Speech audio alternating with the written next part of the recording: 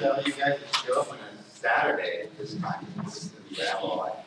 I don't think I have 2 hours of stuff to talk about, but I'll talk about as much as I can here. For me, working in the game industry is like a dream come true. And if there's just one person that I can help get along in that path, I feel like, I've done something good. It's a little karma for me. But I want to talk about everything from like the start, from where you're at, to the interview process, what to do, what to wear, what not to do, the quickest way to tank your own demo reel and make your portfolio stuff. So before we go, I need to kind of understand audience a little bit. So I'm going to ask you guys a couple of questions. Is there anyone here that's actually in the industry right now that's working? We got a couple of pros here. I have no idea why you're here, but give me some moral support. And I don't think I have any Gearbox guys here. That blows. They're like, hey, well, come here and cheer you on, Joe. Thanks. Anyway. I currently work at Gearbox Software. I'm their Central Director of Visual Effects.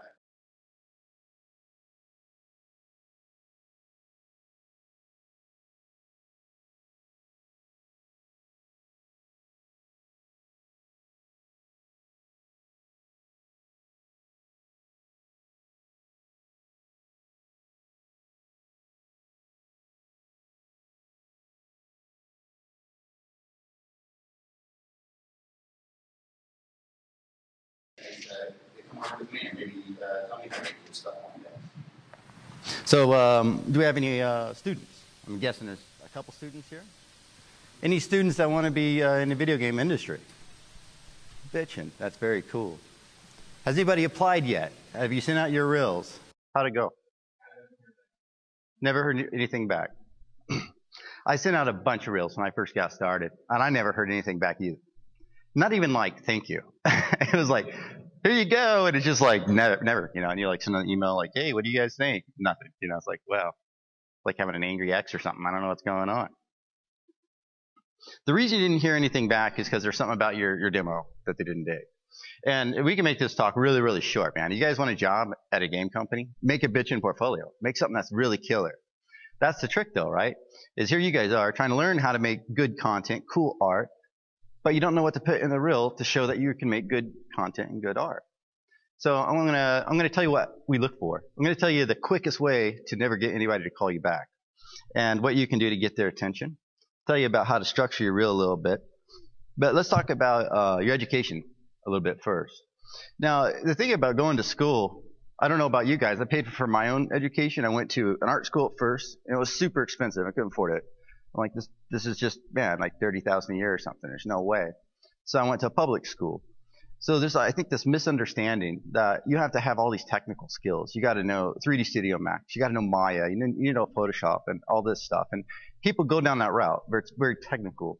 Now, if you go to an art school or a technical school or even an online school like that, you can learn all about these tools. That doesn't mean you have to do it that way. You don't even have to go to school. You don't need a degree. You just need a good reel. You need to be a good artist. So if you're like me and you realize, hey, I can't afford art school, I'm going to go to public school like a community college or whatever, you make your curriculum work for you. The instructors, the teachers are human. And believe it or not, they want you guys to win. They want you to succeed. They want you to make great killer art. So you can approach them and be like, hey, I want to do this. I want to make games, and this program's not really working for me. How can I do that? Like, can I make your class curriculum maybe change it a bit? And you'd be surprised. A lot of times they'll be like, yeah, why not?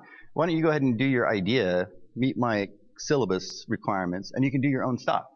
And sometimes they'll just say like, oh, no, dude, it's calculus. You're not making a game. This is calculus.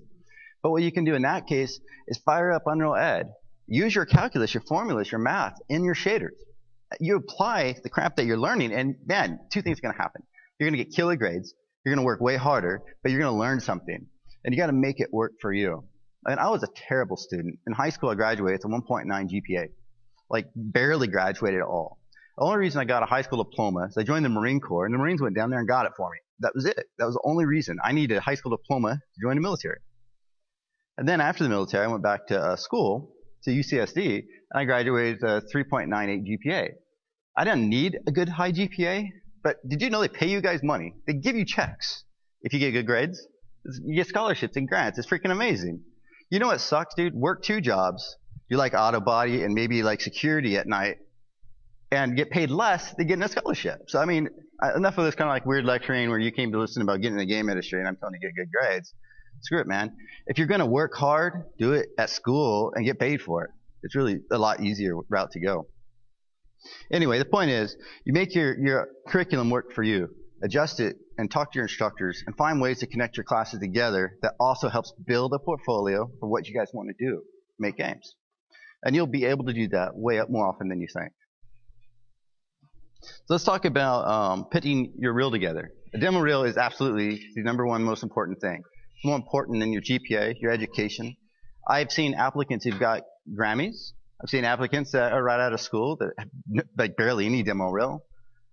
And to kind of give you guys a little insight, we didn't hire the guy who won the Grammy, and we didn't hire the guy that was right out of school either. The two extremes are not what we're looking for. We're looking for that talent and that personality that fits with our company and our culture. So we'll talk a little bit about reels.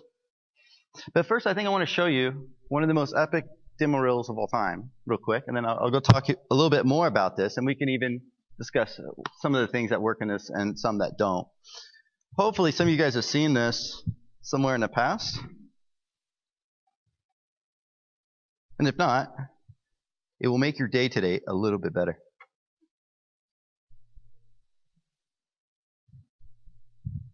Does this thing have audio?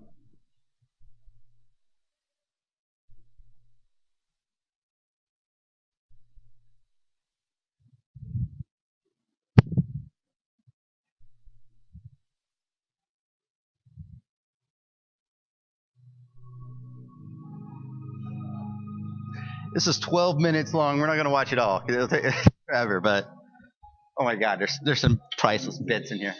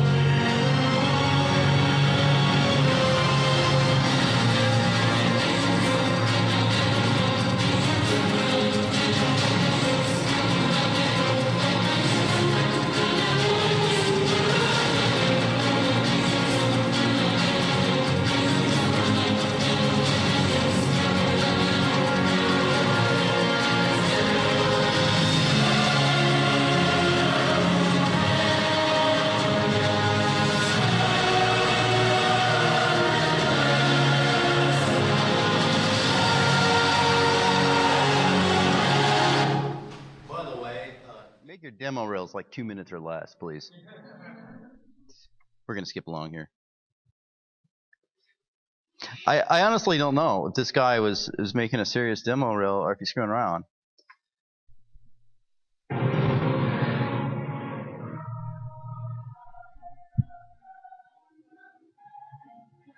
right. Sorry, I'm going to interrupt again. I have no idea what he's doing in this shot. If you guys can figure it out, let me know afterwards, because I'm kind of curious of what the hell he's trying to do here. I think he's hand animating some type of alpha mask to do this, but there is something he does that's really awesome in the next couple seconds here.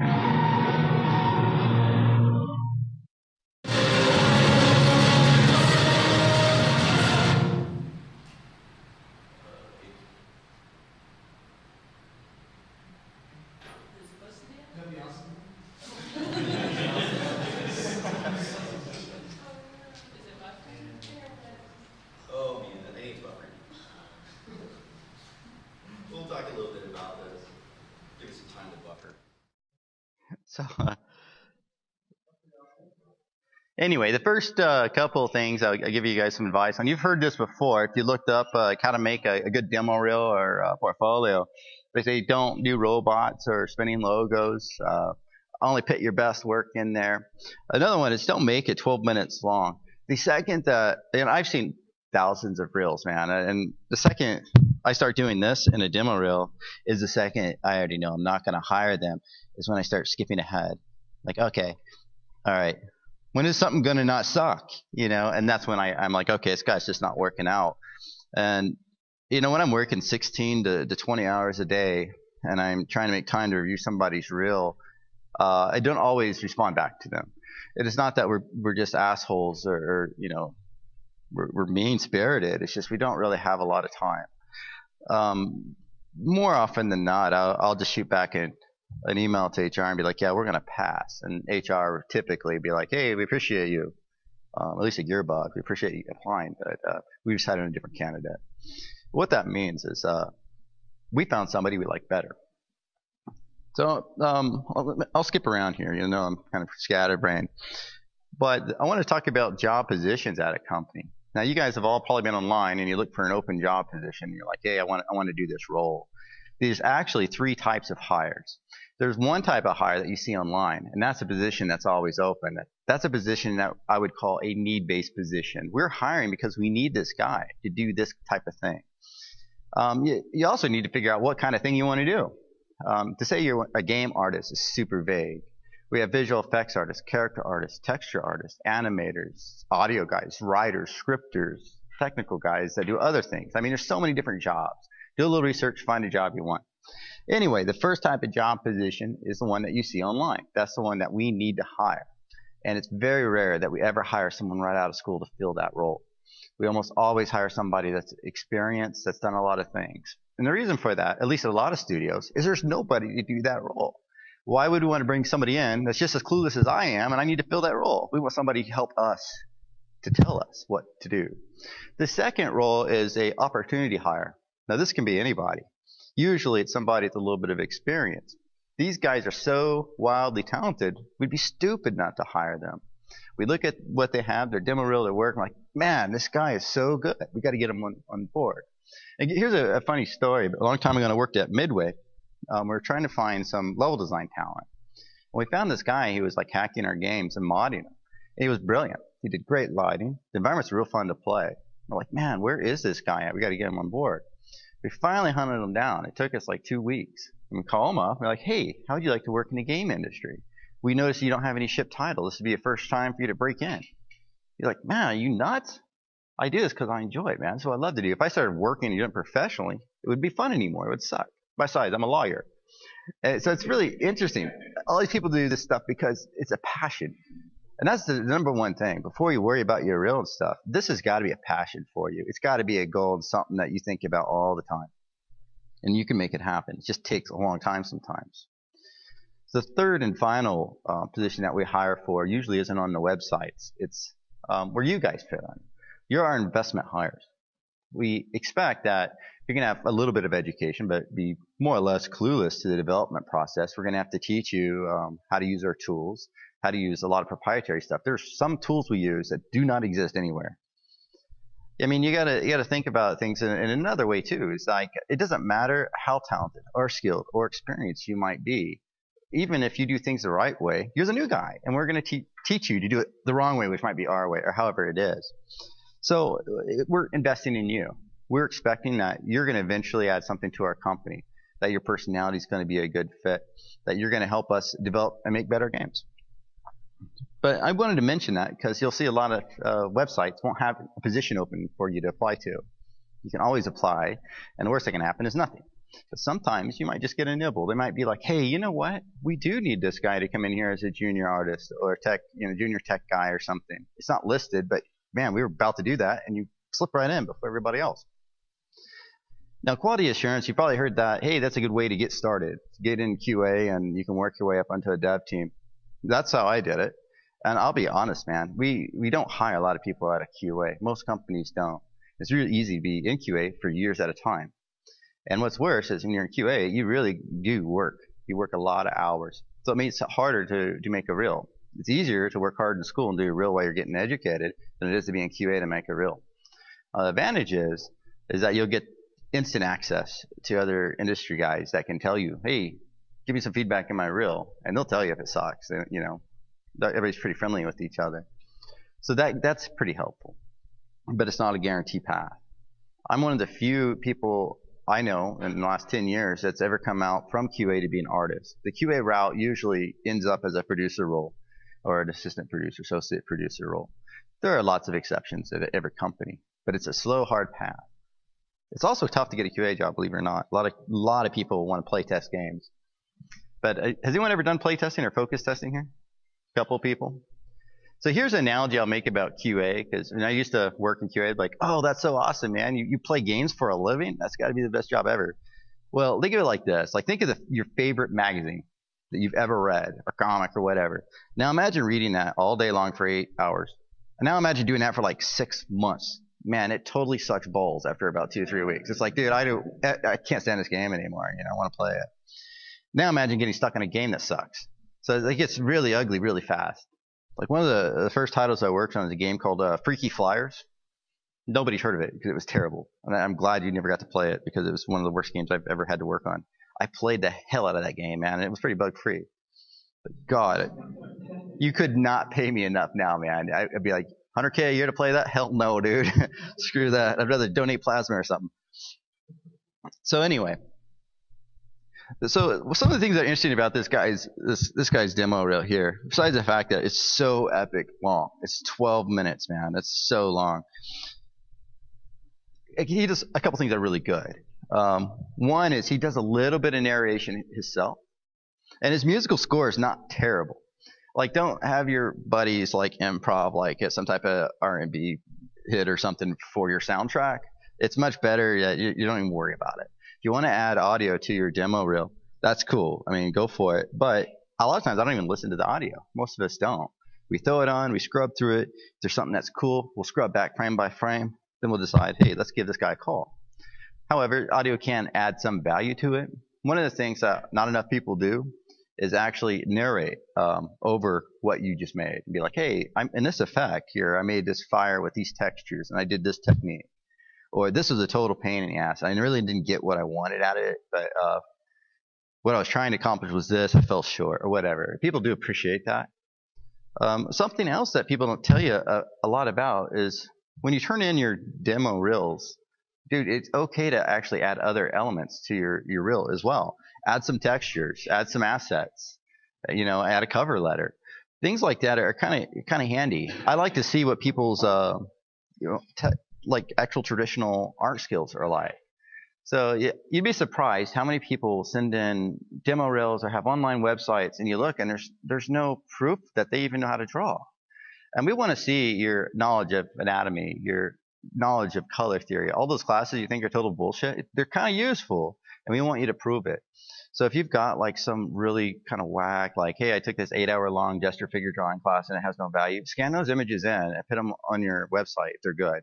Don't put the ones that suck up there because we don't want to see that and you know they suck. Now, your mom, your friends, everybody might say you're a tremendous artist and you're way talented. Get more feedback. Moms love you and they're nice, and so are your friends.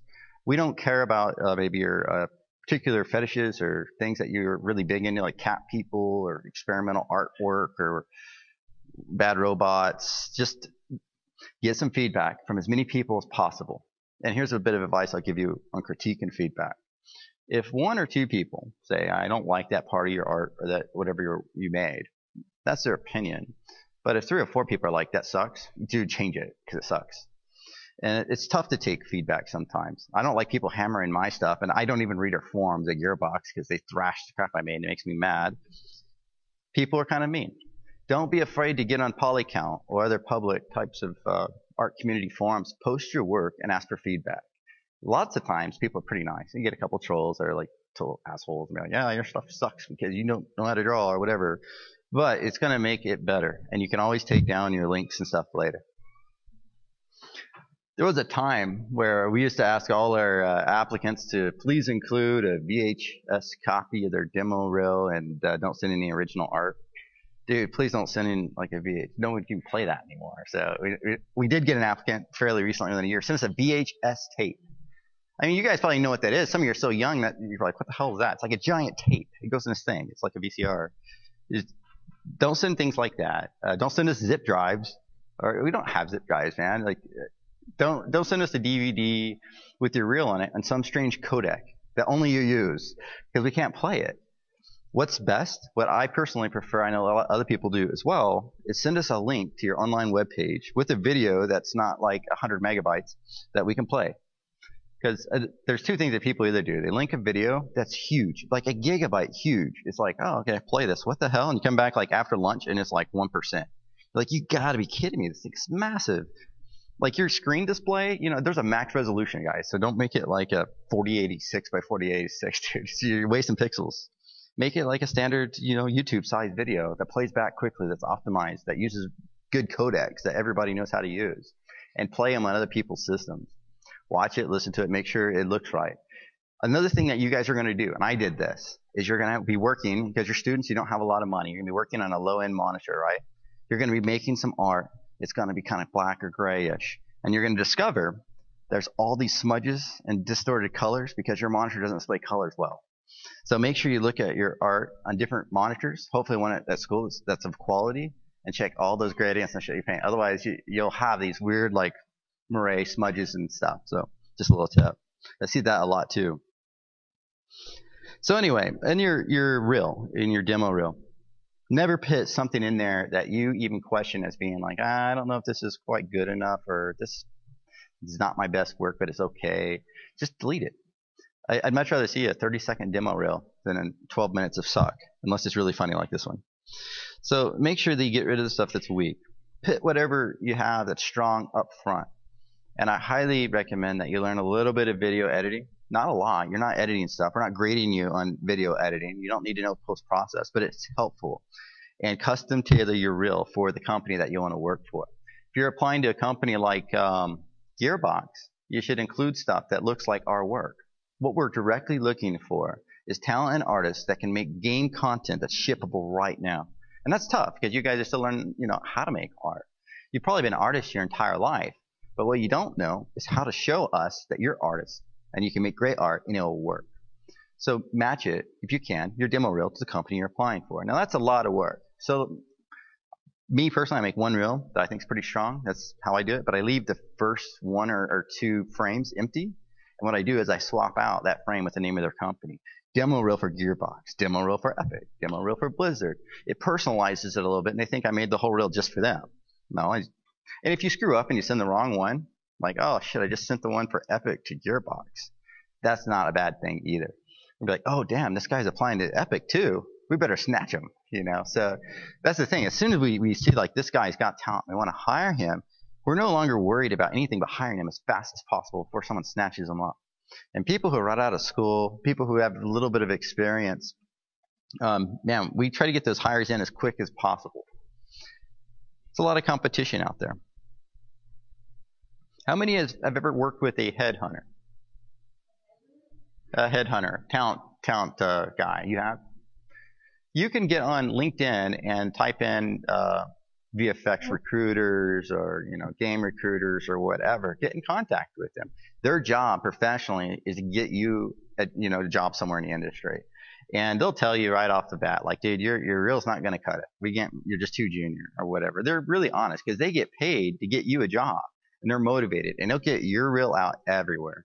Like I used a headhunter to get my job at Gearbox. Like the guy contacted him, like, yeah, sure, here's my reel. In 3 days, I had 7 interviews lined up, and I was flying around. I'm like, holy crap, they don't screw around, man.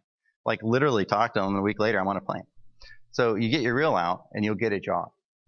Speaking of that, think about where you want to work. Maybe you guys love Texas, your family's here in Texas, and you want to stay in Texas. Isolate and look for the companies that are here. There's a lot of websites out there that list the geographic locations of game studios, and there's hundreds of them. Tell a recruiter, I want a job in Dallas, and they'll look for you one here in Dallas.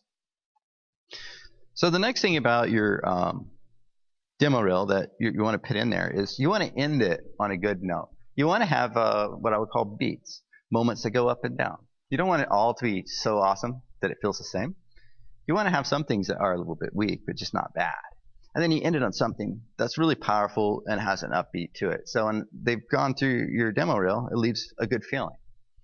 So if you go through the demo reel and you're thinking to yourself, man, this feels a little slow, a little sluggish, or a little long, it is. Just cut. Cut and delete. Get rid of that stuff. So much better to have something too short than too long. Don't send it like a 15-second demo reel. That'd be silly. It'd be like, dude, I think your demo reel's busted. There's like 15 seconds.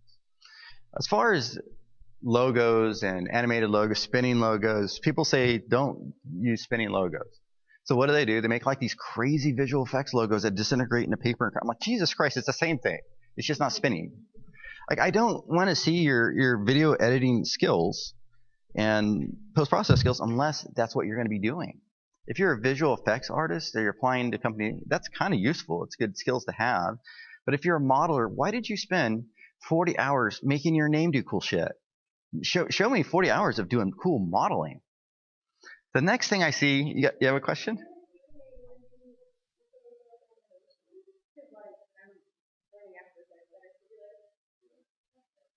If you're an animator and you want to animate text or something that does things like that, I wouldn't do it in your name or logo anyway. I would do it in the middle. I'd rather see you animate some random text that looks cool and say this is part of my reel rather than part of like shameless self-promotion. Don't put in text that says you're part of like your studio. Like, I wouldn't be like Jim Sanders or Sanders Production. I don't have a studio, man, and I know you don't either. And it's just silly.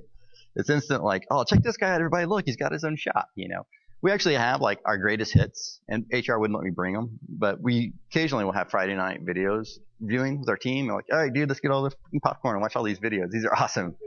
We had like 2.5 minutes of cat people. It's fucking cool.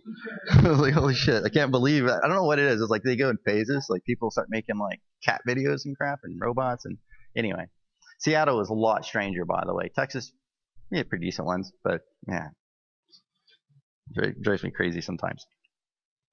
So the other type of content that, you know, as you're making your demo reel that I would avoid is don't put in stuff that is in any way like experimental. Putting in a bunch of weird abstract kind of art, then it's actually probably better to put on your website. Be like, hey, here is my weird abstract work that I'm doing, my heavy theory type creation project. Again, what we're looking for on your demo reel is proof that you can go and make content for our games right now. Like, that's the bar. If you guys want to know how to make a great demo reel, all you got to do is go to game trailers. That's what it is. Those are demo reels. They're demo reels for a title. Now, some of them are full CG, you know, by some crazy rendering company somewhere, Blur Studios or whatever. Others are really game art, and they're combining game art together to sell their product. That's the reel that they want you to give them. And that's another trick, right? Because you're thinking, holy crap, there's like animation, modeling, textures, whole worlds. I can't do all that. And dude, whatever, you don't try to do that. I've seen so many reels where somebody's like applying for like a special effects position or whatever, and they'll like texture a character, rig it, animate it, and everything just to have him cast like some spell. And animation is terrible. I'm an okay animator, but I certainly wouldn't brag about my animation skills. And all that does is make me look at this effect, which I'm like, yeah, you know, effects, God, that animation is so terrible. I can't even look at this. And it just wrecks it, right? So what do? How do you solve that?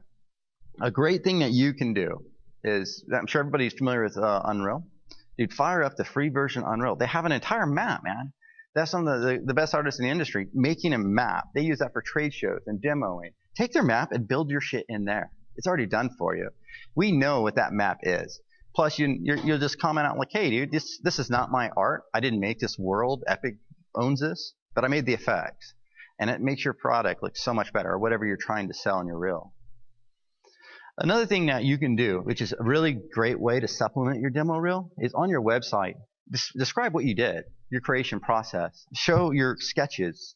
Show what your intent was. Because a lot of times when we see like this cool like fiery explosion or animation or whatever, and somebody's like, yeah, I was really trying to nail that emotional moment from this movie. And I'm like, oh, bam, I get it. I know what he's trying to go for. I didn't really nail it, but I understand. That's genius. That's really good. And other times it's like, it's cool to see that that creative path, because we want to know how creative you are, How wild you're able to just take all these elements and put them together into something that's interesting, unique, and different. Which leads me to another part of demo reels. We get thousands of them. And we get so many demo reels, I swear to God, look like it came from the same person. How many people here have done a student project in Unreal or something? How many people in the United States are doing a student project in Unreal? And here's what it looks like to you guys. It's like, hey, this is a pretty cool level. We got some visual effects elements, these textures, and this cool lighting. And it's got some visual interest, maybe some multiple layers. And we threw in the fog volume and some other stuff that's pretty cool. Now, I see that all the time. Here's what I see.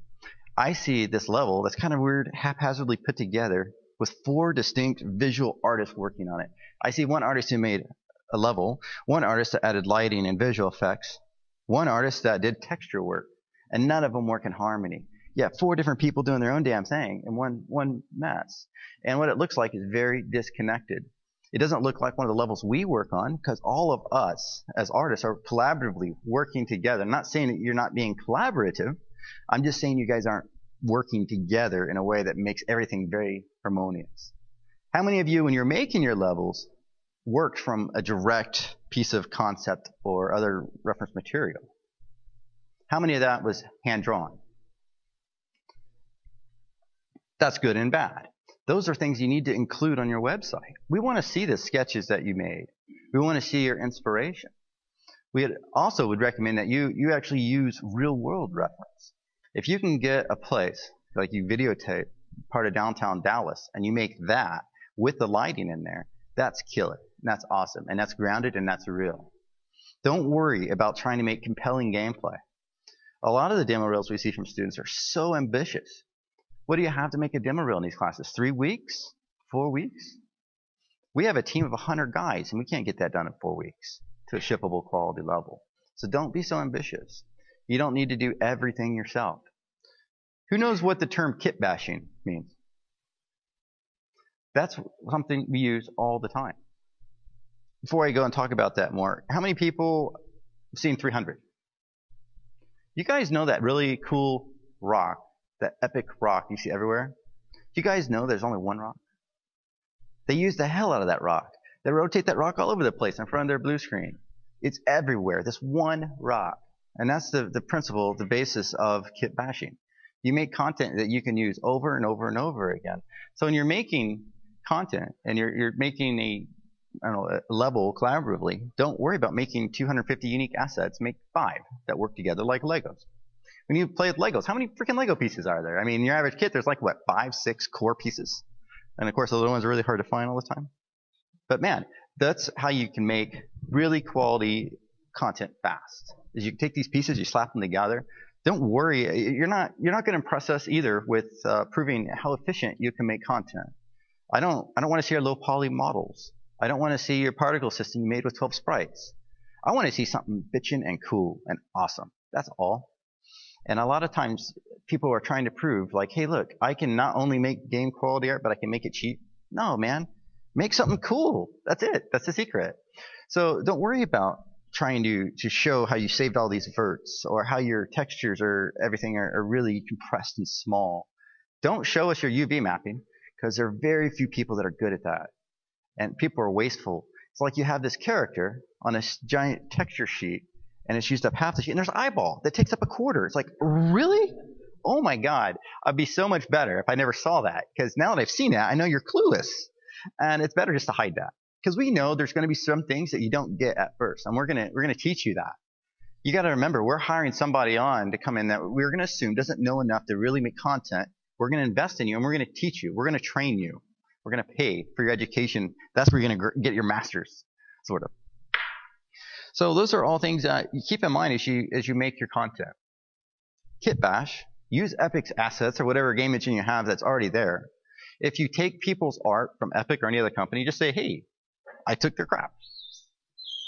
One of the experiments that I want to do, I want to make a fake name up. I'm going to take a bunch of effects from like the world's most talented effects artists that exist, edit it all together, and then comment like all our guys and credit every one of them, but not credit myself, and apply for a job. I bet you I get one. So the point being is when you use other people's content, it's really important. It's really, really important that you give credit where credit's due. If you don't, it's a really quick way to piss people off, your friends. If you leave credit on your reel that's audio, that's not good enough. Leave a credits on your website in text form. Because if they're watching a video without audio, they're like, oh my God, did you just rip me off? What an asshole. And you're like, dude, I told people in the video that you did this. And you'd be like, oh, well, I guess we're both assholes. And you're like, well, what'd I do? So, make sure you give credit where credit's due. Another thing that you guys can do, and it's a resource not enough people use, is LinkedIn. Believe it or not, you can go to LinkedIn, search for anybody in the industry, search for Bungie artists, search for Gearbox artists, and contact them. Like, hey, dude, I'm working on something. You have time to give me some feedback? You have any tips for me? They either say, sorry, dude, I don't have time, or never reply, or they may just reply back. Have you tried that? Yeah, I was going to add to that because one of the my duty of the artist was this old brand and he worked at Order Studios. I mean, the dude is total badass. I mean, that's just real. It's just so incredibly epic. But so I had that artist connection with him. He didn't go to like 20 years ago, so I sent him an email. It's like, hey, I want your input. How did you get in? I know it's hard to get to where you're at. I didn't hear anything back from the guy for like 2 weeks, so I thought I was going to get something. But I got this email that was like 2 pages long, and it was the most epic, like life story kind of thing. He was just excited to kind of talk about it and talk to me. He actually went to look at my work and stuff. And it was so cool to think that this guy, as busy as he is, he's married on the blood sugar and all this stuff. I would directly agree with that because probably one of the best emails I've ever got. Let's pitch it. We have a similar story. Our social media was most of these aliens with contact. My contact got through with it. And as soon as it wrote me back to himself, well, one guy even wants that soul from you, like he did come lean all that, he wants that 15 hours. Oh, cool. I wrote that, and I thought, whatever, I was like, if you have time, like, if you humble yourself and you go, I understand you are so busy, you are so talented, I really love your, if you kind of like just slow down a little bit, that helps. But he's like, yeah, I don't want to do it. They will hold you out and make you not happy. I'm in the same boat as you guys. And when I was still in school, like I think you told me to do that, but I was really reluctant. And like I don't think the work was that good, but I just didn't do it. And then when I got out and started looking at people at real tax and did some Gearbox people, I basically complimented some of the work that I really liked. And then say, this is what I'm going for. If you got 2 minutes, any suggestions, I totally appreciate it. And I got the same thing. Everybody wrote back like things that, good job, this is what I don't like, this is what looks good, this is what I suggest. So, Yeah, I mean, like nervous about it, just suck it up. I mean, the truth is like, we're all human, and we want to help. We want to make whatever we can do to make you guys better, and it makes us feel good too, because we feel like we're contributing to somebody, and we think our jobs are awesome. And we love our jobs. And if there's some way that we can help you guys do what we do too, fuck, man, that's killer. It works for everyone. So, man, go out there and make those contacts. I'm not quite as cool people like wanting to connect with me on Facebook. Because I don't want you like checking out my mom's photos of me when I was a baby or something. It's like, but LinkedIn's a different story. I don't always reply right away, but I always reply. There's a guy that contacted me 6 months ago, and I finally got back to him. I wrote him this huge epic thing, like, hey, dude, here's 10 steps to make your effects better. Here's all the principles and practices, fade in, fade out, pop it, go for drama. Here's what I call the fluff factor and stuff. I just gave him a list. And I'm like, to myself, man, I wish I would have got this when I was starting off. Because, damn, it's really tough to get a job in this industry. And I know exactly what it's like to send out a reel and get nothing back. And you're like, dude, I worked so hard on that. I spent 40 hours on my audio because I don't know what I'm doing. And let me tell you about my first demo reel. It was so tragic. Like, I didn't know what to do. The guy wanted a demo reel. I was working in QA, and their lead effects artist quit. And when I was talking to him before he left, I'm like, hey, dude, can you record your desktop for a day and just narrate? He's like, why? And I'm like, because I want to be an effects artist when you're gone. He's like, you serious? I'm like, yeah, dude, could you do that for me, please? He's like, all right, dude. So that's what he did. So I studied the video over and over and over again. So when he quit, I told the art director, I'm like, hey, dude, I'm an effects guy. He's like, what? I'm like, yeah, I learned how to make effects. He's like, when did you learn how to make effects? I'm like, yesterday. He's like, are you serious? I'm like, yeah. He's like, well, I need to see a demo reel. I'm like, shit, I gotta make a demo reel. So I made a demo reel that weekend, like in 2 days. And I didn't really know what to include. So I did a little everything, a little bit of effects. I created a model to character in 1 day. It was pretty horrible, as you can imagine. And for whatever stupid reason, I made it like a special ops soldier. Like no one's ever done that. It's like all black. By the way, don't make characters that are all black unless you're really talented, because it's so hard to texture an all black character and not make it look like a giant black character. It's like solid black with no detail. And then I needed to animate it. And I'm like, dude, this is just way too much, man. I've spent 25 hours straight doing this. I'm freaking amped on Red Bull and stuff and barely, there, but I got to animate them. So I rigged them, started to animate, and I realized, man, there's a lot to animation. This isn't something I can just pick up in a couple hours, I'm like, crap. What can I do now? Now I got this half screwed up character and shit, and I got this demo reel I got to turn in. Mocap data. So I got on Google and I searched for free mocap data for like 3 hours. And I finally found this really gnarly, uncleaned mocap data of ballet. I'm like, oh fuck, this is great. So I got like this like Marine character and I'm applying ballet to it.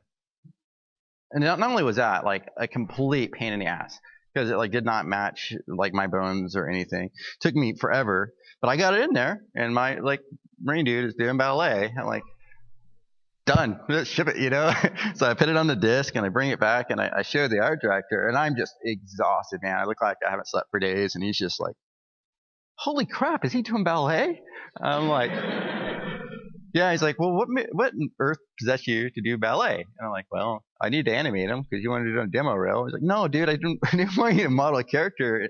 He's like, it's fucking fantastic, He's like, where's your particles at? I'm like, I barely had time to do any particles. There's one effect. And he's like, God, that's terrible.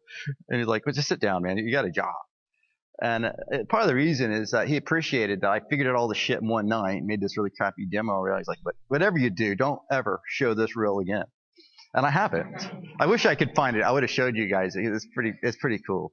It's freaking terrible bad, but I don't know where it's at anymore. It's probably on a zip drive somewhere, and couldn't even show it anyway. So anyway, the point is I was so clueless with what I was doing. You guys are in such a better spot. You can get online. You can look at different demo reels. You can get a pretty good idea of how to make something that works right. If you go on YouTube up First Effects reel or whatever, you're going to get a ton of examples of student reels that are really good. And you should take a look at those. I think it's valuable. So once you've done your education, you've got your demo reel together, now you're ready to apply for the job and start working somewhere. So how do you do that? What's the process? First, find a company that's a good match for your interest and personality. Don't think that you're going to take your reel and walk into Epic or even Gearbox. It's kind of a tough place to get a job at. Think it globally. You might have to work at a company that perhaps isn't exactly games. Maybe they do games sometimes. Maybe they do ringtones for the rest. So you might get stuck at a job you don't like. My first art job, if you want to call that, I was a graphic designer, desktop publisher at a sign company. I hand painted signs. I was a glorified sign painter. My boss was this crazy Russian dude that defected here in the 70s and worked the hell out of me, man. We reused tape. I kid you not. Like tape that you tape shit with? Like, oh, John, you save that. Put it back on the wall. I'm like, holy shit. Anyway, we got stuff done, and we got it done fast and cheap. But I learned how to paint the hell out of signs. I can teach you guys how to make giant banners hand-painted that are like 300 feet tall if you're ever curious. It's not too hard. It sucks if you spill paint on it. But anyway, I did that for like a year. Then I did QA for 2 years before I finally got my chance. My big break was doing this terrible portfolio and starting up as an effects artist. Never looked back. So once you apply and you send out your demo reel, make sure that it works and it looks good. It's likely half the time they'll give you a call back right away. They're going to, HR probably ring you in the phone and be like, hey, you have time for a phone interview. Don't say, yeah, tomorrow. Think about a good time and plan it. Because it kind of sucks to call somebody and all you hear is like freeway traffic in the background or jackhammers or something, or you're in the basement of some place and they keep breaking up. It's tough on you and it's tough on the guy calling you. Because you both were trying to communicate and you can't.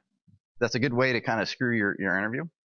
Another thing is, remember these phone interviews, like half of the time or more, it's actually on speaker. So on the other end of the phone, there's like 20 guys listening to you talk. So don't get too casual and friendly in the situation. Be like, hey man, how's it going over there? Yeah, you guys are a bunch of assholes. You know, just they're not your best friend and buddies. You know, these are professionals, and they're burning a lot of money to hear you talk. Even if you're a junior guy right out of school, we'll put in 10 guys in a room that, you know, the burn rate of their salaries are pretty high. To give you an insight on that, to keep one guy on average, to take your highest paid guys and your lowest paid guys at a studio is about $11,000 to $15,000 a month for one guy. That's what it costs. That's the overhead, the expenses that we pay, the snacks, the water, electricity, all that. So to have all 10 guys in a room for 30 minutes to an hour, it's kind of expensive. So you got to be a little respectful of that. Anyway, if you get an opportunity for a phone interview, plan it out. Make sure you picked a good time that works good for you. If you're working or you're a student, say, hey, can you guys call me around 6 p.m.? That's the best time for me. If that's the best time, make them work around it. The best chance of getting your job. Phone interviews suck. I hate them because you can never make out people's body language. All you have is tone of voice. You don't know who's on the other side. It makes it very difficult, and it's the easiest way to blow your interview before you even get a chance to start your interview is by messing up or sounding jittery over the phone. So rehearse it, practice with your friend, your wife, girlfriend, whatever, and nail your phone interview first. If you nail the phone interview, they like your reel and they're ready to send you in for a face-to-face interview, or they're going to fly you there to their studio. You've got the job. This is your last chance to screw things up, really. When we fly someone in and we bring someone in the studio to talk to them, we want to hire this person. What we're really trying to find out is what is the personality of this candidate. Is he going to mesh well with everybody else on our team? Or is he going to be a total, or she be a total bitch or asshole at 2 a.m. We're working real late into the night and, you know, we have a problem. This person going to snap at me? Can I get mad and fight with this dude and he's going to be cool with me tomorrow? Or is he going to be pissed at me for the next 10 years? So we're looking at all these things. We need a person that's got the right personality, mentality. And when you get into interview and you're actually talking to these people, I'm going to give you a couple tips. One is how to dress. Don't show up in a three-piece suit. That's going to be really uncomfortable. Unless you're there to buy the studio, don't show up in a suit. We had this guy show up in like this, super pressed suit and a black briefcase. And I totally thought he was an investor. He was the guy I was interviewing. And he's like, I think I overdressed a bit. Is it cool if I take my jacket off? I'm like, yeah, if you want. I thought you were going to do like something cool, like a backflip or something fun. But no, you just came up in this suit. I felt terrible for the guy. We didn't hire him, not because he showed up in a suit, just because he was in the interview, he was telling us about his awesome leadership skills in his last project, and that he would be able to benefit our company by joining our team and leading us to victory. And I was like, I don't really think that your 15 minutes of industry experience that you have now is going to be more valuable than the art director's experience, but I'll pass it on. The kind of funny guy. But in the interview, you might get asked questions that are illegal, really. There are certain things that you can ask in an interview. Like, I'm not allowed to ask if you're like transsexual or your religious beliefs or any organizations that you might belong to that have any type of affiliation. And I'm not allowed to ask any of those type of questions, sex, age, all that. However, those type of questions do get asked in interviews. So you'd be surprised. Now, you have a couple options. If you're asked the question like, hey, what's your religious belief? Are you a transgender Muslim supremacist? And they're not allowed to ask that, really. You can either A, say, hey, dude, that's not cool. You can't ask that question. That's the fastest way never to get a job at that company. Even though it's against the law for them to ask that. You just piss somebody off, and that guy's not going to be in your team anymore. The second thing is to answer it and say yes or no.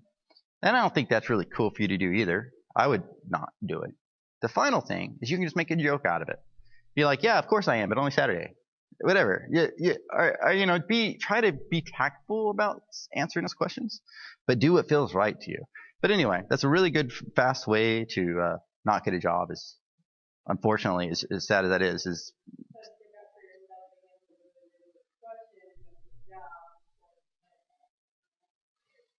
So I mean, that's something that you just have to handle for yourself. Most places, you won't ever run into those problems. Like Gearbox, you never run into that problem because we're briefed like as a team, like you can't say this and you can't say that and don't do this and don't do that. Let me tell you about the interview loops at a lot of companies, man. These are intense. So first thing that you would do is you get an interview, you show up. Someone like HR will give you a little cruise tour around. Then a lead or a director will give you another cruise, introduce you to some people. Then you're going to sit down in the room with maybe 5 or 6 guys who are all going to throw really tough questions at you. And they're going to see how honest you are. They're going to throw really random questions at you that you'd have no idea that you'd be asked. I'll share some interview questions with you later. Then after that, like our company will have, a lot of companies do this, call it like the round robin or the grilling session. And that means you're in a room by yourself and for a block of an hour or two, anyone in the company from any position can show up and ask you questions. The CEO could be like, hey, can you draw a picture of a squirrel for me? And you're like, what, really? No, I'm just kidding. You never know who it is. They don't have name tags. You don't know who you're talking to. It could be a QA guy that's screwing with you. He's bored in his lunch break. You never know, but everybody's entitled to go and ask you questions. And the point is that we're trying to see how you handle stress, how you interact with different people, what's your personality like. We want to see how well you're going to fit in because we're a big family. We spend more time, a lot of us do, at work than we do with our own families. So you got to fit in lots of different ways. If you're asked a question like, on a scale of 1 to 10, how good are you at this? Always put that into context. If I ask one of you guys, how good are you at math? My scale of 1 to 10 is likely much different than your scale of 1 to 10. And if you say, oh, I'm pretty good at math, like, cool. Tell me what happens if you use a dot product and a counter vector versus a light vector. Which orientation would your normal vector be? You're going to be like, oh, shit, I don't know. But if you say, if I can say that my 2-year-old has a math skill of 0 and my friend who's an accountant has a math skill of 10, I probably have a 3 to 5. I know that you can probably balance a checkbook.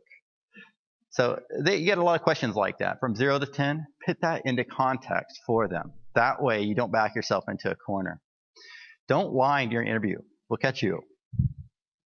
We've asked people a lot, like, yeah, so have you had any math? And they'll be like, yeah, I took a lot of calculus. Well, we have coders and guys on my team that have a lot of math skills, and they ask some crazy questions like, I have no idea what they're talking about. So you might get asked those tough questions. If you get asked a question that you don't know how to answer because you're afraid it's going to eliminate you as a candidate, like let's say we ask, how's your traditional 2D art skills? Like hand-drawn animation, and you know that you've never done any 2D animation or stuff, and you don't want to say, I've never done any 2D work. You can always say that, yeah, you know, I did attend some art classes at school. I did a lot of gesture drawing. I've done some traditional stuff. I prefer to work in crayons or graphite or whatever. So you're indirectly answering a question for them. And then you could add, I've never actually done like 2D cell-based animation. I'm sure I could pick it up. So it kind of gives me an understanding that you're a talented 2D artist.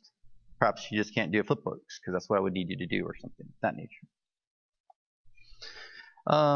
Be comfortable in an interview. You're going to be nervous, and that's to be expected, but just relax. In your head, tell yourself that, hey, man, this is just one interview I'm going to have. I'm going to have lots more. And be confident, but not cocky. Be like, I know that I'm going to get this job, but not so much like you'll come across as being egotistical. So let's play a little bit more of this because I've been sitting here talking to a captive audience for, God, like an hour or so. You guys must be, I'm surprised you guys aren't like asleep or doodling or something. Just got to find the Godzilla part, man. Okay, I like this next sequence here. It took me, like when I was watching this, like, dude, what in the hell is going to happen? There's so many moments like this. That was short-lived. If you start ahead, it might work as well.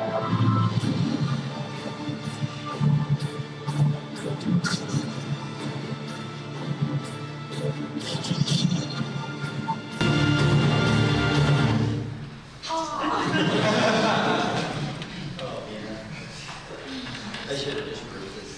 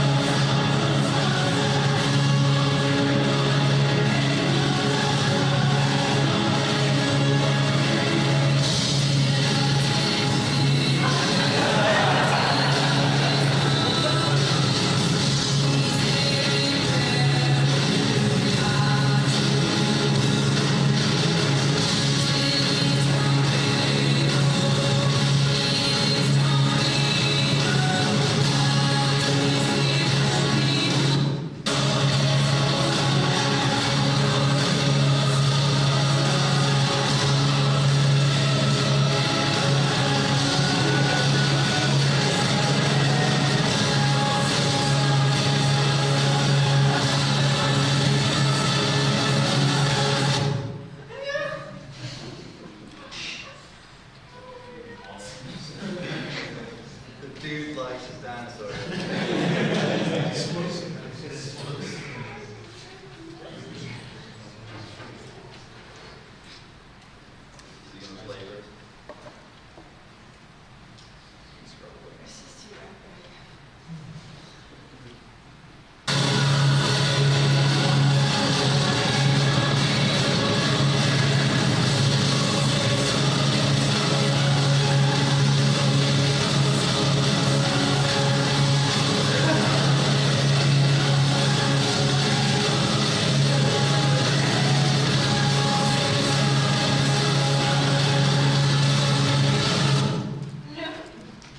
You guys are gonna have to check this out, I think, on your own. It's worth the 12-minute view. This is one of the few terrible reels that I keep watching, I can't stop. I honestly, I don't know how to do this. To the company. I just be speechless, I think. No, it's just a reel I found online. There's a couple other web resources that you can use. You can type in worst portfolios of all time, and there's a lot of tips and examples of art that you should never ever make. Like if you make something that's an experiment, like you're trying to model a head, and you suck at making the eyes, or you can't figure out how to weld all your verts together or something, don't put that in your reel. It's obviously not your thing, man. It'd be better for you to just sketch over it. Do a wireframe render of it and then sketch and paint in Photoshop and be like, hey, look, you did a paint over as a concept. Make something good out of it, but don't put it on your reel. Things like that, it's just like weird, misshapen, Gumby shaped things. It's like a green pickle monster or something. Don't put them on your reels. So, almost done here, wrapping up everything. We've gone from like, hey, what to do in school, getting ready, to the interview process, type of people we hire. Your question?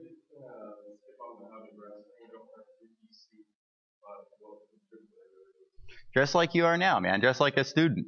Just like a normal person. I mean, this is how I come to work. I'm one of the few guys that wears a button up. Most people wear, game shirts or stuff. I mean, whatever. I get so many shirts at work that I don't wear them too often anymore. I give them away. I must have like 50 different like video game shirts. Some of them are really old anyway. Dress however you want. It doesn't matter. Just business casual if you really want to dress up. Otherwise, just dress as a student because that's what we expect that you are. Dress like an artist. Dress like you do every day. That's what everyone else does. Yeah. Yes. Yeah, art tests are interesting because every department makes up their own art test. So we don't have like one art test for everyone. And I custom tailor the art test for the individual a lot of times. If he's a junior candidate, I make one that's a lot easier than for a senior level talent that we're trying to hire. Or if it's a junior level guy that I personally have already eliminated in my head, but some other people haven't, I'll grill them with a tough test. And if they can nail that test, bitchin', we'll hire them. The tests are pretty tough, and every company is different. The test can be super abstract or super detailed. A lot of times the test will be like, it must be exactly 640 by 480 running at 50 frames per second, and these two different isometric views, no longer than 2 minutes, and they just have this giant list of requirements. I personally would never uphold somebody to follow those requirements verbatim. They make a reel that's 5 minutes long instead of 2 minutes, or they use a 720 by 40 instead of a different resolution size. I'd be like, yeah, this guy sucks at following directions, but as long as the content on it is cool, that's more important. The test for Blizzard, if you guys are curious, for the effects test is like you have two balls. One ball has magical powers that attacks this other ball, then it retaliates with this crushing death ray of doom that destroys the other ball in a powerful way. You can find a lot of these tests online by searching. The tests change a lot too. I actually kind of stole some ideas from from Blizzard's test for our internal effects test, where it says, hey, there's two balls that are fighting and stuff. So I just do a little more, I guess, free thinking involved with our test. But anyway, the art test, like the demo reel, most of the times when we send out an art test, it's because we like the candidate. We want to hire them, but there was something on your reel or web page that we felt was a little weak. If you probably didn't have that on your reel, if it was deleted, you probably wouldn't be getting an art test. You'd probably get an interview. Something to think about. But usually we're trying to find something very specific. There's something that we need. If you get an art test and there's something about it that you don't understand or that's confusing, like I don't get it, ask them, hey, is this what you're thinking? If you're doing the art test, include all your source textures, include concept sketches. Even if they're terrible, it's all right. We want to know the creative pipeline, the process. What are you doing to make this element? This to give us an insight into who you are as an artist and how you're thinking through things. I love seeing concept like that. I love to think that these people are really trying to figure it all out ahead of time. Another tip that I've seen one guy has done, which I thought was super pro, was he got the art test. He's like, hey, I've done a lot of these art tests in the past. I know how this goes, and I really don't want to accidentally create the wrong content. Here's a concept I did, a conceptual view of it, and it was like a little animatic of a couple of different stages of a visual effect. I'm like, that's freaking killer. I responded back, yeah, that's awesome, but actually I was thinking more of the purple hue, a blue to purple color for this instead of this greenish poisonous color. And he responded, made the art test, and we ended up, he wasn't actually a art applicant, he was an outsourced team, so they had a whole house that was doing it.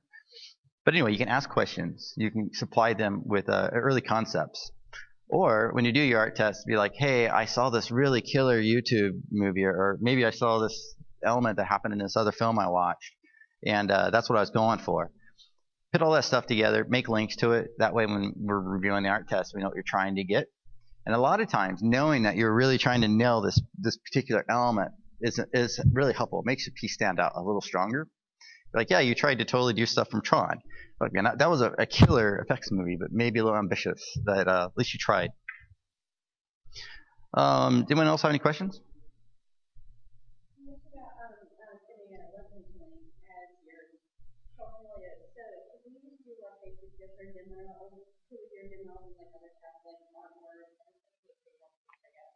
That's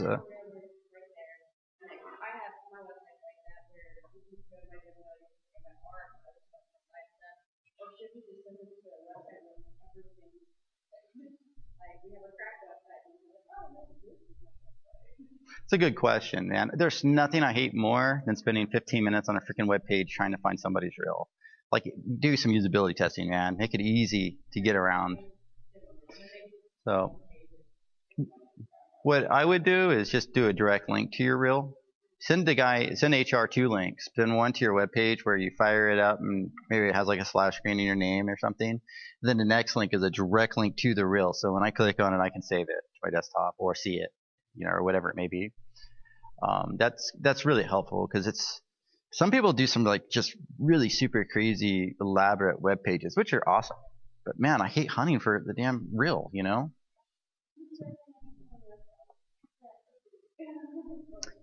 I don't know. I've always made my own, so I can't think of anything that's free. There's probably a dozen. I mean, you could, I guess theoretically, use Facebook if you wanted. I mean, there's so many free resources. You can make your reel and upload it to YouTube and just use that. You don't need a web page. You can just make a little description. Also, I would avoid, if you've been in the industry a long time or if you have just a lot of content that you really want to show, don't put it all in one reel. Don't make a 12-minute reel like this guy. Make a 2-minute reel of your best stuff and then include other little movie links for your other stuff that you want to show and kind of classify it over there. If it's weak, if it's not very strong, don't put it in your website. Put it somewhere else, on your private website so people don't see it. Man, I got effects that like are really, really old, and I look back on it from Gauntlet 7 Sorrows. It's like a different platform. They were cool at the time, and I'm proud of them. And I'm really tempted to throw that on my personal website. But, hey, check out these really cool fires I made because they're kind of neat. Man, they look like crap. People don't really want to see that. So I gotta let them go. I just cut them off. I don't put them on my reel. So I mean, once you go through the interview process and you're there interviewing, this is kind of you got the job. I mean, they like you, they want you, they're testing your personality, they want to hire you. It's up to you now to blow it or not. So you got to just kind of be yourself. I mean, as cheesy as that sounds, try to be funny. Be prepared to ask questions before you even get there. Have like 2 or 3 questions that's pertinent to the studio, a game that they've been working on. A process that you maybe are legitimately curious about. Don't ask about salary. Don't ask about how much money am I going to get paid if I work here. They are not the right guys to ask that to. You negotiate that with HR. The HR people, they're used to talking about that. The guys that are there to interview you, they'd be like, "You want how much? 95,000 a year? Well, that's more than I make." See it, man. I mean, that's pretty much just a deal breaker right there. They don't want to even think about the money behind a lot of the decisions that are made. What are some other like dumb things that I've seen? We had a guy that came in for an interview once and never came back. Like he showed up to the office and we interviewed him. He's like, "Hey, I need to use the restroom," and he never came back. He just left. I was like, I don't know what happened. You got intimidated or something, and like wouldn't answer his phone anymore. That was like one of the weirder interviews we've ever had. Don't flake on your interview. If they say your interview's at 10 a.m., be there at 10 a.m. Don't show up at noon. If you need to leave at a certain time, because you're like, hey, I'm going to go to an interview, it probably can't take more than an hour or two because my lunch break. Dude, these interviews can take a long time. I've had guys in an interview loop for up to 8 hours, believe it or not. He got in at 10, and he was there all day. Sometimes it's only a couple hours. Almost every interview we have, especially maybe not so much with junior hires or people right out of college, but mid-level hires, almost always take them out to lunch. A lot of times we take them back to the office to talk more. We show them our projects. We play games with them for a while. So it's not all about the interview process. Sometimes we'll take guys to movies at the end of the day if we really like the candidate. But if you need to leave at a certain time because, hey, I got to be home to pick my kid up from school, or, you know, the bus is stopped running at 6, so I got to go, whatever it is, tell them when you first get there so they understand that your time is limited. And people are very flexible and they understand that. But we don't, you know, we've had guys that have missed their flights because we kept them in the interview so long, and they never told us that their flight was leaving. It's like, I have a problem. My flight left without me. And then we're like, oh, don't worry about it, dude. We'll get you the flight. We'll give them those ticket. Just, you know, let us know. It's a little easier to coordinate stuff like that if everybody's connected in the loop. And as far as like follow-ups, this goes for both like phone calls and after the actual interview. It's always cool to have like a follow-up. And you can approach this in a couple different ways. You can just be like, hey, you know, thanks for seeing me. It was really cool, you know, meeting all you guys. Really appreciate your time and stuff. That's always really nice. And it's usually good timing because the second that you leave the interview, we're talking about you. And we're asking why it's still fresh in everybody's head, hey, you know, rate this guy and this ability, you know, from 1 to 5. And then we take all those kind of values and we average them out. And we're like, hey, he's about a 7 and 8. Sounds like a good hire. A no-brainer. Let's hire the guy. But whenever you followed up with, you know, the next night, next day or whatever, like, hey, it's nice to meet you guys. It reinforces, you know, our experiences with you, and it helps keep you in queue. And sometimes it can take a long time for us to come to a decision or a consensus. And there's a couple reasons for that. You go in the interview and you're like, man, I thought it went great. I thought I totally nailed it, but I don't have the job yet, and it's been 2 weeks. What the hell? Here's why. The first reason is we have another candidate coming in that you probably don't realize. He's going to be showing up in a week. So we want to interview that guy before we say anything about you. He might be even better. The other reason that it happened is we forgot about you. You might be the intern that, you know, we have slotted to hire, but we also have this huge milestone. We're prepping content for E3 or a trade show or something. And we honestly have forgot about you. Not forever. We always get back to you, but it might take a while. So, you know, having a follow-up email, it doesn't bother us. You're not pestering us with, you know, a bunch of emails. You send 5 emails to me in one day, that's a little bit ridiculous. But if you send me an email every day or two, that's okay. Oh, man, totally forgot. Sorry. Here's where you stand. And I personally, I'm always, you know, very open and honest and level with people. Hey, man, here's the truth. We're looking at another guy. If we like this guy, we're going to more likely hire him and not you. If we don't like this guy, we want to try to get you on board. And that's kind of how I put it. I think that pretty much covers like the whole process. I mean, in short, it'll save you guys a bunch of time. It's about your portfolio reel. The better your reel is, the easier you'll get a job. You have a strong portfolio demo reel, so you're gonna land a job wherever you want. And the way you get a good strong reel is you get feedback from people who are reviewing them. So don't throw your reel out at a company and be like, hey, give me a job. Throw your reel out on the internet and then send someone an email on LinkedIn and be like, hey, dude, what do you think of my reel? And it'll be like, it's pretty weak. Or, yeah, this is killer, man. This is awesome. You might want to try doing this. Add this, tweak this, or whatever. And eventually you'll iterate on it, just like you do a piece of art. get a little bit better each time, and as soon as you get that perfect demo reel down, and everything works out, man.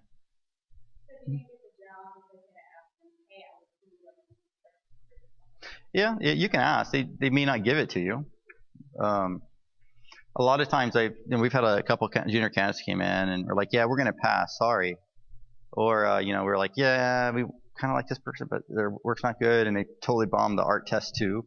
We're gonna just pass, and then be like, what did I do wrong? And then like, well, here's what we didn't like about it, and I'll just spell it out. Or I'll say, look, man, I'm super swamped. I don't have time to give you feedback. I will though. It's gonna take me a couple days, and then I'll tell them.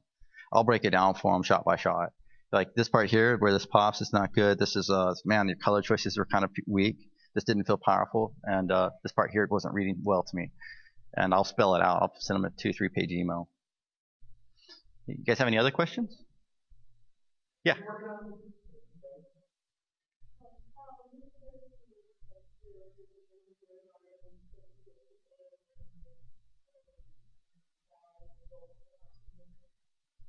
That's a good question too. I think that that's something that you need to kind of tailor to the company that you're applying to. Like Borderlands as a game is very stylized. It's almost like a graphic novel. So if you made a lot of content that was kind of in that style, that would be kind of cool to see. That'd be interesting. If you're applying to a company like Square or maybe Epic, they probably don't care for that as much. But you never know. Some of these studios will be working on projects like that that are top secret. You don't even know. You might even just nail their style and not even know it. And if you do, man, you've really got a hook. That's a really good, easier way to get an advantage of everybody else. I mean, there's thousands of people that want to work in games. Hundreds of thousands of people. So anything you can do to help your art stand out is good. Just don't go crazy with it. Like having a whole bunch of cat people and stuff, man. That's just weird. So you got to think, like anytime you look at any content you put on your reel, ask yourself, was this good enough for a game? Does it meet that quality bar?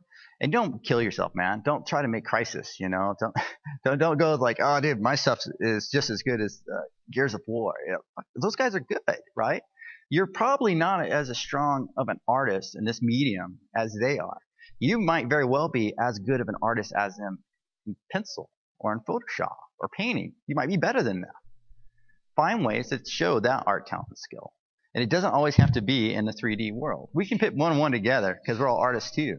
If you can paint and you're an awesome painter or you're an awesome concept or sketch artist or whatever it may be, dude, we know ways to fit you to work. Speaking of 2D art, what would you look at in a portfolio? Like just a traditional 2D? It ranges. It depends what role you'd have at the company or you'd be applying for.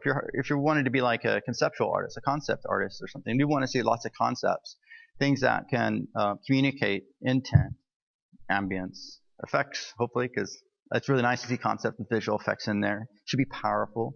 When you look at it, it should be giving you a message that's right, straightforward to the point. Maybe you're a concept artist that specializes in characters or creatures. We want to see lots of characters and creatures. We want to see different views. Yeah. Well, a good concept artist can do all those things. And the point of concept isn't making art for art's sake. It's to communicate an idea that someone else can take and use. So if 2D work in general should have that kind of fundamental message behind it. Now, if you want to be a 2D texture artist, there's not a lot of companies that just hire a 2D texture artist anymore. Very few do. There's still some out there. You need to show lots of good textures that tile, textures that it's so silly to see like cobblestone that someone's tiled 10 times in their texture. That's retarded, man. Just make it tile once, because we can tile that in our material shaders, and we can tile as many times or a few times as we'd like to. So don't do something that's just obviously dumb. If you have like a mod or an animated short or something with a group project, does it look bad or is there a negative vibe if you don't finish for whatever reason? No, or is it not at just all. based on the work that you made for it, regardless of how far It doesn't matter if it's finished or not at all. We're just looking to see what you made in there. And if if you have parts that are just not finished that look really bad, just don't show them in your reel. Just cut that part of the frame out. Maybe you didn't finish the skybox and everything was ugly all around. That's a different story. Maybe you should film downwards or something. I don't know. But no, it's okay if it's not finished. Like if you do textures, you said to not show your DVDs, but lay out a texture map. To the DAO and the perspective and all that, I mean, even if you don't have the line, you know what the UV looks like. That's what you're required. What do you think about that? Even from office. It's your call. If you think you're good enough at laying out UVs and you think your spec and your ambient occlusion and all your maps are quality, show them. But if you don't really know, I would show as few as you possibly can. What I would, if I wanted to see like texture work and see if a texture artist was good at something, I need to see the texture, and I don't need to see the UV maps. I don't care how it's laid out per se. I'd rather see, let's say you're doing the UV maps for a character. To look at that texture doesn't really tell me too much about your texture skills or your painting skills. It tells me a little bit. I'd like to see on the character in the game environment, because then I can see like, okay, there's no seams here. The normal map's not inverted, or I can tell that you really put a lot of effort into faking shadows under his arms that you typically wouldn't stand out as much. So seeing everything in context is really helpful. Yeah. What was the best way to show off the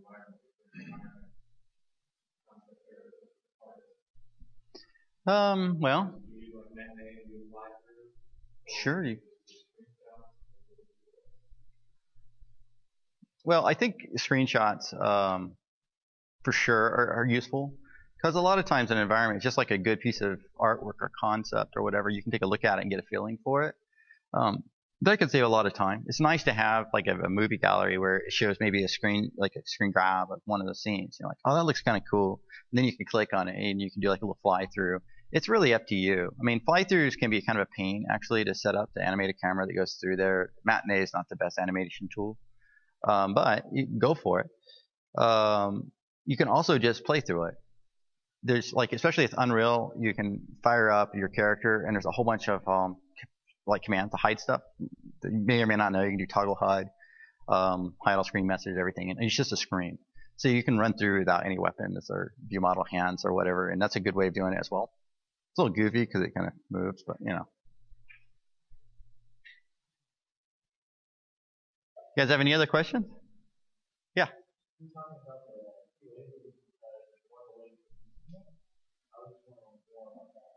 Okay. I mean, from my experience, and I just have one perspective among many, a lot of people from QA end up going into producing roles. Part of that is because QA guys are like masters of our bug tracking software. They get really good at managing all that data. So by getting familiar with the bug tracking tools and organizing and tasking and handling all that content, that's something that a producer does a lot of. I think there's a lot of misunderstandings about what producers do in the video game industry as compared to like Hollywood or something. Producers have different roles, and different companies even, they do different things.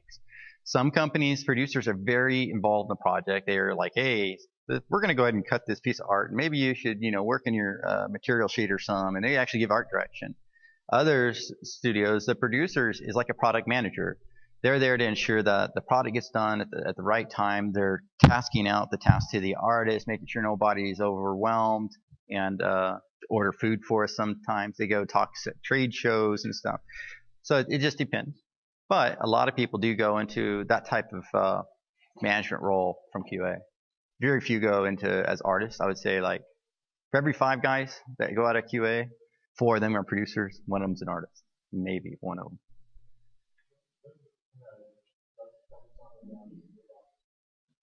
We use Jira. Yeah, I mean, I've used 5 different bug tracking tools, like Bugzilla, there's Jira. I can't remember the other one that was terrible. I don't remember. This is, 10 years old, 10 years ago that we used it. All I remember is it's real slow. Other tools that we use that aren't really important to know, I get a lot of questions like, hey, what software do I need to learn? And you need to know Photoshop. That's a given. Everybody at every studio has Photoshop. They will use that. It's probably more important, and this is going to sound totally like dad cliche style, but man, you know your course, like basic English, math, writing, reading. Learn your core elements that you get at school, man. That doesn't change. 5 years, those 3D tools you learned are going to be outdated. You have to learn them again. Learning calculus is going to still be useful for you for a long time. And it also helps you connect the dots. Anyway, it's one thing to say is just don't undervalue your education. It really sucks to try to learn calc again after you forgot. So pay attention. Any more questions? Mm-hmm. You're talking about the best hire and Gearbox there, they're all there. Like, how would you go about applying for an internship or a position? You see there's everything posted, and then you on Gearbox website, they're all looking for talent, but if you're really good, you should gain. You're just like, yeah, it's kind of like, really want junior talent with 10 years experience. At least 3 ship titles. Yeah, it makes it real tough. Every studio is kind of like that. Trying to get an internship at any company is really tough. Different companies have different policies. A lot of people, and here's another thing that a lot of people don't realize is, man, I've seen some just phenomenal talent that would be like great junior hires out of state. We'll never ever hire those people. We're not gonna like bring in an intern from, Vancouver's school up there, their film school, because we're gonna fly them out. It really sucked to have them move everything down and like, this guy's not working out, fire him. Now he's stuck in Texas, So this guy has no money, no contacts, nothing. So that's another kind of a challenge is you guys, if you live out here, are kind of limited to the studios that are here. But you need to branch out. There's way more game companies than just Gearbox and id. There's several cell phone companies out here. So, do a little research. But back to your question, like, how do you land that job? How do you get noticed or whatever? It helps to be a part of the community. We do a lot of things at Gearbox to bring people in. We do focus testing. You may not be aware of it, but we bring people in all the time to test our games, like Borderlands. And you get pizza and drinks and stuff. You don't get paid, but you get to play the game. And then afterwards, we ask you questions like, hey, what do you think? Was this cool? Did anything stand out to you? Did anything really suck or whatever? And it gets you a chance to get known. And it gives you a chance to talk to like our truth team. And you're like, hey, man, are you guys hiring testers or anything? And they'll be like, oh, God, yeah, sometimes. They'll at least tell you. That's kind of one of the few times I think it does help to know someone in the industry is to get that in to get you into the entry level kind of position. But not everybody, is going to be any help. Like, I've got friends that like, man, I really love the job in QA. Well, dude, you gotta interview for it, just like anyone else. So to get a job in QA is a combination of being lucky, having good skills that are going to be useful for them. To be someone in QA, that would be we do a lot of phone tests for people to see if we want to get someone in QA. And what we would do is we'd actually have one person call the other person inside the same building, and each person's got a stack of blocks. On one side, their blocks are all formed like a little pyramid, and the guy on the other side has to take direction from that guy on how to make his blocks look the same. Like, now take the red block and shift it over to the right, but he can never tell him build a pyramid. So we try all these different types of skills or whatever. Or they'll tell you, hey, write up a report for how a soda machine would dispense a can of Pepsi, and you got to go through the entire process, and we look to see how thorough they are. It's like, yeah, this is a great write-up, but you forgot to put in the dollar. How are you going to get a Coke without putting in the money? Like, oh, I forgot. So I think getting a job in QA is totally possible and it's doable. You just have to have good skills. Like any college grad who's taken some math, some English, has writing skills, and it's not really annoying, you can land a job. You got to be persistent and apply. And you can always send your app to any company. You're like, yeah, I'm applying for a QA position. I didn't see anything available on your website. I'm available, I'm in Texas or whatever, and make your resume out to them, and you might get a call. You might have an opportunity to do contract QA work as well, where they'll, say, hey, you can come in and test at our facility. We need testers for 3 months.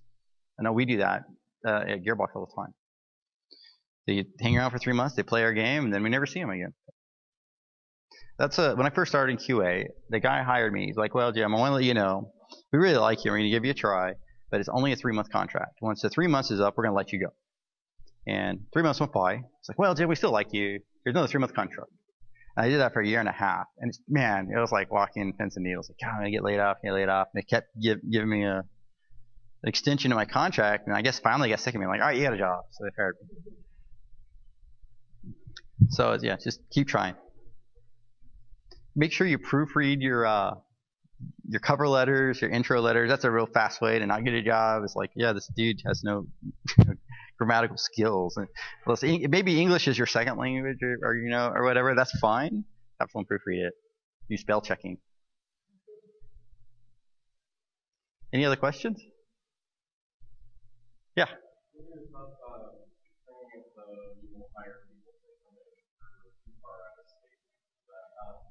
I've had some friends tell me that maybe I should put like if I was like not in California, then I know people in California put their address on my resume. But something that you did with trouble, or best use an address to not.